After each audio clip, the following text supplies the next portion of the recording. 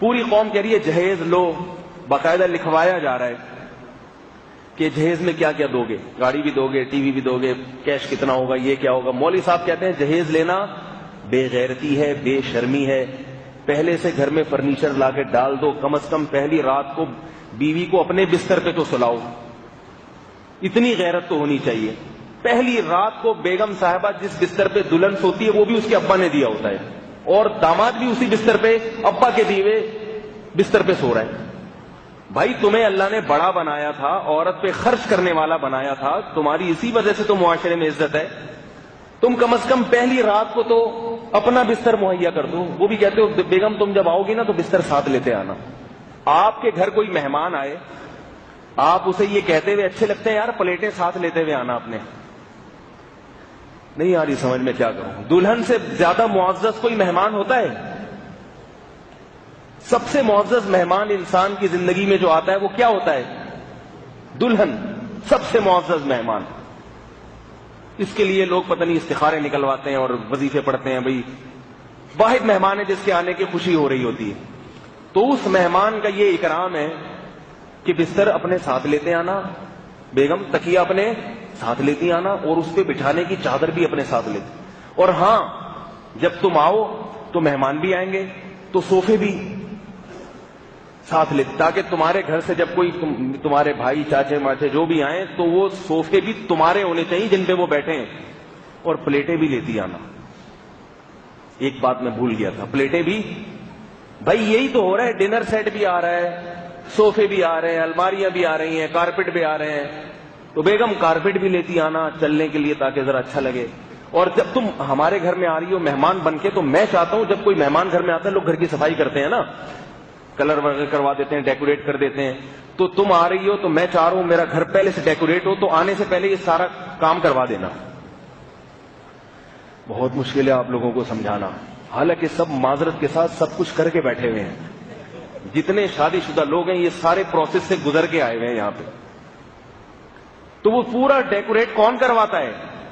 آپ صرف اتنا کرتے ہیں، بھنگی چمار کو 5-10 روپے دے کے جھاڑو لگوا دیتے ہیں۔ یہ تکلف کی کیا ضرورت تھی بھائی، اسی سے جھاڑو بھی لگوا لیتے ہیں۔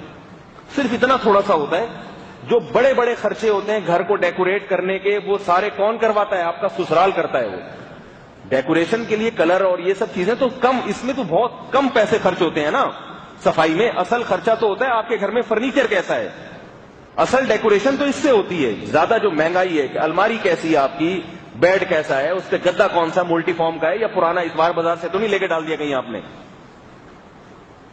تو یہ ساری چیزیں کہاں سے آتی ہیں؟ بولتے کیوں نہیں؟ ابھی میں آپ سے آپ کی کلائیاں چیک کرواؤں گا، اس پہ جو گھڑی ہے، میری یہ گھڑی اپنی ذاتی ہے، یہ سسرال سے نہیں آئی ہے۔ گھڑیاں بھی سسرال سے آ رہی ہیں، اور آگے چلیں پجامے بھی سسرال سے آ رہے ہیں، پینٹیں سسرال سے آ رہی ہیں، شرٹیں سسرال سے آ رہی ہیں۔ اللہ کے بندو کیا کر رہے ہو، کیا کر رہے ہو؟ تمہیں چاہیے تھا یہ ساری چیزیں تم دیتے، تم الٹا ساری چیزیں لے رہے ہو۔ پٹھانوں کے ہاں ایک بڑی اچھی رسم ہے، پٹھانوں کی بھی آج کل 2 قسمیں ہو گئی، ایک جاپانی پٹھان، ایک چائنا کے پٹھان۔ اب چائنا کے پٹھان بھی بہت ہو گئے جن میں وہ اصل اوریجنل کلچر ہی ختم ہو گیا ہوں۔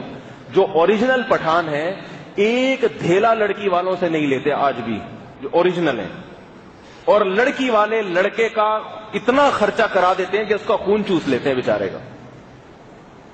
سارا خرچہ انہوں نے مردوں کے کندھوں پہ ڈالا ہوا ہے۔ بارات کا کھانا نہیں ہے ان کے ہاں، اگر بارات کا کھانا ہوتا بھی ہے تو وہ بھی مردوں سے پیسے لیتے ہیں، اس کے شوہر سے پیسے لیے جاتے ہیں، داماد سے یا سسر سے۔ تو وہ وجہ اس کی ہے کہ ان پر انگریزوں نے حکومت نہیں کی ہے 100 سال۔ ایک انگریز خاتون نے مجھ سے پوچھا کہ آپ لوگوں کے یہاں جہیز ہے اور یہ ساری چیزیں ہیں، تو آپ لوگ تو اپنے آپ کو مسلمان کہتے ہو اور آپ کہتے ہو کہ یہ چیزیں اسلام میں نہیں ہے، تو یہ آپ کے کلچر میں کیوں ہے؟ میں نے کہا اس لیے ہے کہ ہم پر تم لوگوں نے 100 سال حکومت کی ہے۔ نہیں آ رہی میرا خیال ہے بات سمجھ؟ تم لوگوں نے ہم پر ہندوستان میں 100 سال حکومت کی ہے، تو ہمارا اپنا اوریجنل کلچر بہت اچھا تھا، تمہاری حکومت کی وجہ سے ہمارا اپنا کلچر برباد ہو گیا، تمہاری وہ برائیاں ہمارے اندر آ گئی۔ آپ کہہ سکتے ہیں انگریزوں میں جہیز نہیں ہے، اب نہیں ہے، پہلے تھا، اب تو وہاں کے فیملی سسٹم ہی ختم ہو گیا، تو جہیز کیا؟ تو وہ ہے ہی نہیں۔ اور ہمارا بھی ایسا ہی ہوگا، جب لڑکیاں زیادہ ہوں گی اور جہیز کی فکر آدمی کو پریشان کرے گی، بھئی ایک ایک بیٹی پر اتنا اتنا، تو لوگ کہیں گے، ابا کہے گا بیٹا جاب کرو جا کے، شادی وادی کی فکر چھوڑو، ختم کرو۔ انگریزوں کا کلچر بھی تو ایسے ہی تباہ ہوا ہے کہ بھئی کون لڑکیوں کی شادیوں کی ٹینشن سر پہ رکھے، ایک عذاب ہے، ایک مصیبت ہے، چھوڑو جاب کرو۔ اب ماں باپ یہی کروا رہے ہیں بچیوں کو، بیٹا یہ رشتوں کی تلاش، پھر شادی ہو گئے، پھر بڑے بعض مسائل، بندہ 2 نمبر ملتا ہے، اس سے طلاق لینا ایک بڑی مصیبت ہے، پھر طلاق لیں گے تو پہلے کنواری کی نہیں ہو رہی تھی، اب طلاق کے بعد کہاں ہوگی؟ تو اب ماں باپ آہستہ آہستہ اس طرف آ رہے ہیں کہ یار یہ ٹینشن چھوڑو، جاب کراؤ بیٹا، خود کماؤ خود کھاؤ، کوئی بندہ سمجھ میں آتا ہے تو وہیں شادی کر کے اطلاع دے دینا ہمیں۔ یہ سیٹ اپ آہستہ آہستہ بھی تھوڑا تھوڑا ہے، زیادہ نہیں ہے، لیکن اگلے چند سالوں میں یہی ہو جائے گا، کیونکہ ٹینشن کی، فکروں کی بھی ایک حد ہوتی ہے، اس کو اگر کنٹرول نہ کیا جائے تو پھر وہ کلچر برباد ہو جاتا ہے۔ تو اب مولانا لوگ کیا بولتے ہیں؟ بھائی یہ ناجائز ہے، بارات کا کھانا، بولو نا بھائی، ناجائز ہے، یہ جہیز لینا، صوفے اور یہ ساری ڈرامے بازیاں غیرت کے خلاف ہے، مایوں اور یہ ساری چیزیں جو ہوتی ہیں آج کل شادی بیاہ میں، بھائی ان سے خرچہ زیادہ ہوتا ہے، نکاح مشکل ہو جاتا ہے، اور پھر بے حیائی کتنی ہوتی ہے۔ آپ شادی اس لیے تو کر رہے ہیں کہ آپ کو دلہن مل رہی ہے، لیکن اس دلہن کو حاصل کرنے سے پہلے کتنی دلہنیں دیکھ لیتے ہیں، کیا کیا ہو رہا ہے، جوتا چھپائی ہو رہی ہے، سالیوں سے پھر فری ہو رہے ہیں، وہ سالیاں پیسے لے کے مانگ رہی ہیں، وہ جوتا دوں گی تو پیسے، اس میں مرد کو جوتا چھپانے میں، چھپنے میں اتنا مزہ نہیں آ رہا ہوتا جتنا یہ لڑکیوں سے وہ گپے مار رہا ہوتا ہے اور دلچسپی لے رہا ہوتا ہے۔ شادی سے پہلے 10 شادیاں ہو چکی ہوتی ہیں اس کی۔ تو یہ سارا ڈرامے بازی، مولویوں کی کتنی خشک شادی ہوتی، میری جب بھی شادی ہوئی ہے کچھ کوئی انٹرٹینمنٹ نہیں، چلو 1 دفعہ ہوتا ہے 2 دفعہ ہوتا ہے، جب بھی شادی ہوئی ہے ایسے گئے ہیں، کوئی سالی بھی سامنے نہیں آئی، نہ کوئی اس کی کزنیں، نہ کوئی ایسے انٹرٹینمنٹ، گئے 2-4 بندے، وہ بھی کوئی اوریجنل تھے، کچھ ادھار لیے ہوئے تھے کہیں سے، کچھ تو اوریجنل تھے، یہ میرے اوریجنل ماموں ہیں، یہ والے محلے والوں سے ادھار لیے، ان کے ماموں تھے، دوست کے، ہم نے ان کو یار شادی ہو جائے گی تو واپس کر دوں گا، کیونکہ بارات میں 2-4 ماموں تو ہونے چاہیے نا، رشتے دار ہونے چاہیے، اس قسم کی پھیکی پھیکی گئے۔ اور پہلی جب میری شادی ہوئی تو کتنے افراد تھے بارات میں؟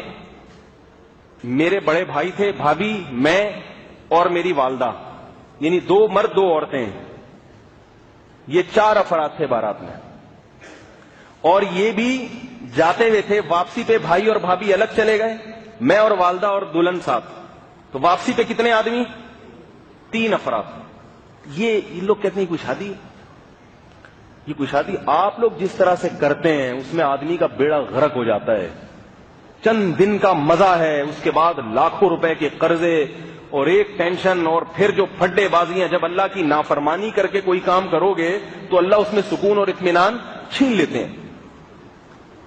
تو اتنی اپنی آپ کے فائدے کی بات کر رہا ہے مولوی، جو مولانا آدمی آپ کے فائدے کی بات کر رہا ہے، آپ سے خرچہ بچا کے خود تھوڑی لے رہا ہے۔ یا تو مولوی صاحب یہ کہتے ہیں نا بھائی سادگی سے شادی کرو اور جو پیسے بچ جائے وہ مجھے دے دو، پھر آپ کہتے ہیں یار یہ جو ہے نا اپنے چکر میں، جیسے پیغمبر دعوت دیتے تھے نا اپنی قوم کو، دیکھو ہم تمہیں بت پرستی سے روک رہے ہیں، لا اسألکم علیہ اجرا، اس پر ہم تم سے کوئی کمیشن تھوڑی مانگ رہے ہیں، پوری قوم کی دشمنی مول رہے ہیں اور کوئی فائدہ نہیں ہمیں۔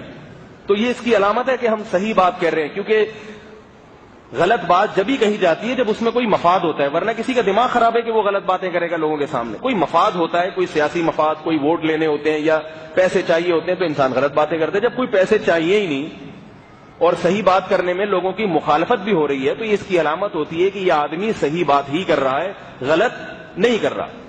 تو ہم اگر آپ سے کہہ رہے ہوتے بھائی یہ جہیز کا خرچہ بچا کے ہمیں دے دو تو پھر اب کوئی بات بھی تھی۔ ہم تو نہیں کہہ رہے کہ ہمیں دو، ہم کہہ رہے ہیں اپنے اوپر ترس کھاؤ، جن کے بیٹیاں ہیں ان پہ ترس کھاؤ تاکہ ان کے لیے بھی اپنی بیٹیوں کی شادیاں آسان ہو جائیں۔ جب سب کریں گے تو پھر انسان کو شرم نہیں آئے گی، ورنہ ہر آدمی شرما شرمی میں جہیز دے رہا ہے کہ یار سب نے دیا، میں نے اگر نہیں دیا تو لوگ کیا کہیں گے، لوگ کیا، اسی چکر میں تو کم از کم دیندار تو التزام کر لیں اس کا۔ تو مولانا لوگ پھر وہ میرے پاس فون آتے ہیں لوگوں کے، وہ ہمارے ابا منع کرتے ہیں بھائی ان مولوی صاحب کے بیان میں نہ جایا کرو، یہ عجیب سی باتیں کرتے ہیں، یہ تو سارے ہمیشہ سے عجیب ہی سی باتیں کرتے آئے ہیں۔ پیغمبروں کی دعوتیں ماحول اور کلچر میں جو غلط چیزیں ہوتی ہیں اس کے مخالف ہوتی ہیں، تو بعض لوگوں کو یہ سمجھ میں آتی ہیں، بعض کو سمجھ میں نہیں آتی۔ تو فائدے کی باتیں، تو ابراہیم علیہ السلام کی بیوی اللہ سے کہہ